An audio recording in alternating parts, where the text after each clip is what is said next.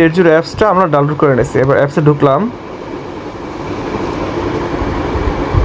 এই অ্যাপসটার কাজটাই মূলত একটু সময় লাগে, এছাড়া সব কিছু পানির মতো ক্লিয়ার। এই যে দেখুন রেজিস্ট্রেশন আছে উপরে, লগ ইনে যাবেন না, যেহেতু আপনি নতুন রেজিস্ট্রেশন করতেছেন, রেজিস্ট্রেশনে যাবেন।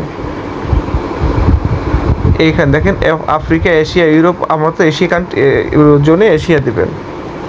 এখানে ইমেল অ্যাড্রেসটা দিবেন।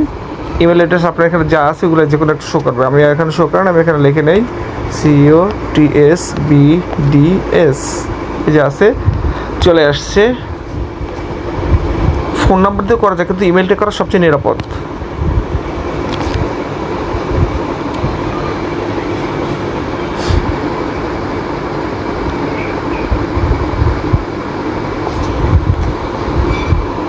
মেইলটা চেক করবো আমরা।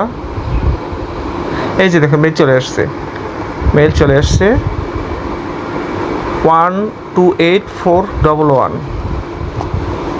128411। অ্যান্ড্রয়েড চালাইলে মেল অবশ্যই ভিতরে থাকে, মেল থেকে করা সবচেয়ে নিরাপদ। এখন এখানে আপনি পাসওয়ার্ড আপনার মনের মতো দিবেন, একটু খেয়াল রাখবেন পাসওয়ার্ডগুলো দিতে হবে একটু সিস্টেম করে। আমি আপনাকে দেখাই, ধরুন আমি প্রথমেই দিলাম আমার নাম, আপনাদের দেখাই দেই। প্রথম বড় হাতের MON, হ্যাঁ। তারপরে আপনি এখানে হ্যাশ @ যে কোনো কিছু দিতে পারেন।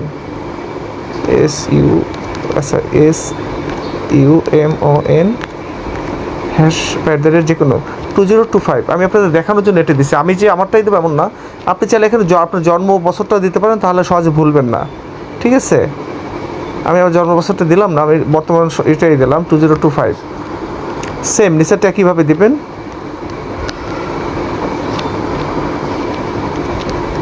প্রথমটা বড় হাতে, তারপর ওগুলো ছোট হাতে দেন, সমস্যা নাই।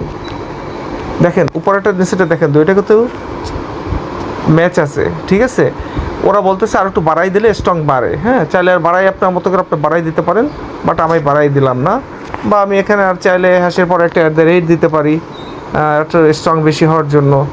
আপনি মানে সহজ পাসওয়ার্ড দেওয়া যাবে না, হ্যাঁ। আচ্ছা দিলেন, এই যে রেজিস্ট্রেশন সাকসেসফুল লেখা আসছে, ঠিক আছে। এখানে চাইলে আপনি গুগলে সেভ রাখতে পারেন, অথবা সেভ রাখার দরকার নাই।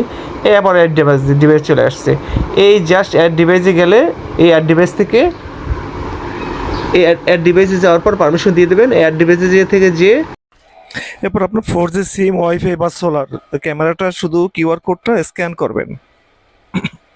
তবে 4Gর ক্ষেত্রে অবশ্যই ডাটা এবং সিম ঠিকমতো লাগানো কিনা দেখে নেবেন। অ্যাড ডিভাইস করবেন, অ্যাক্টিভ ডিভাইস হতে একটু সময় নেবে। এটা আপনার ওখানে যদি নেটের উপর ডিপেন্ড করে ম্যাক্সিমাম। এখান থেকে লিভিং রুম বা হোম যে কোনো একটা দিয়ে দেন। ভিউ ডিটেলস, এটা চাইলে আপনি সেভ রাখতে পারেন অথবা এক্সিট করতে পারেন। কানেক্টিং, এই ক্যামেরা চলে আসছে আমাদের। ধন্যবাদ।